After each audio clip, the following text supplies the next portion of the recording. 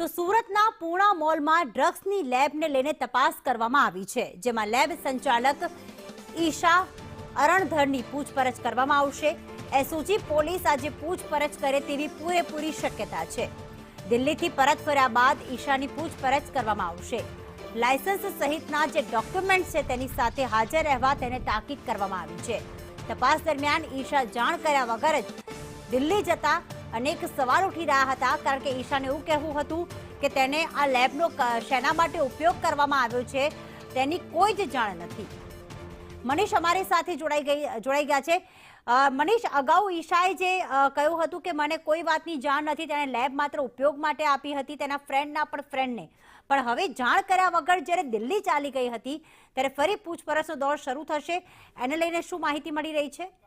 જી બિલકુલ, વાત કરીએ તો જે રીતના પૂર્ણા વિસ્તારની અંદરથી આખી ડ્રગ્સ બનાવતી લેબ મળી હતી અને આ લેબની અંદરથી ડ્રગ્સ પણ મળી આવ્યું હતું અને 3 જેટલા આરોપીની પૂછપરછ કરવામાં આવી હતી, ત્યારે આ કનેક્શન છે તે લંડન સુધી જોડાયેલું હતું। આ લેબ છે તે ઈશા નામની જે સંચાલક હતી તે ચલાવતી હતી અને જે આરોપી છે તે બ્રિજેશ અને અન્ય જે આરોપી છે તેને ભાડેથી આપી હતી। પરંતુ જે રીતના એ કેમિસ્ટ હોય અને જે કહેવાય કે જે કેમિકલની જાણકાર હોય તો કેમ તેને કોઈ ઘર નહીં આવે? આટલા વખતથી આ ડ્રગ્સ બનતું હોય તો કેમ તેને જાણકારી નહીં મળી હોય? અનેક સવાલો ઉઠી રહ્યા છે, ત્યારે આ સવાલોના ઘેરામાં હવે ઈશા આવી છે અને ઈશાની હવે એસઓજી દ્વારા પૂછપરછ હાથ ધરવામાં આવે છે તેવી શક્યતા વ્યક્ત કરવામાં આવી છે।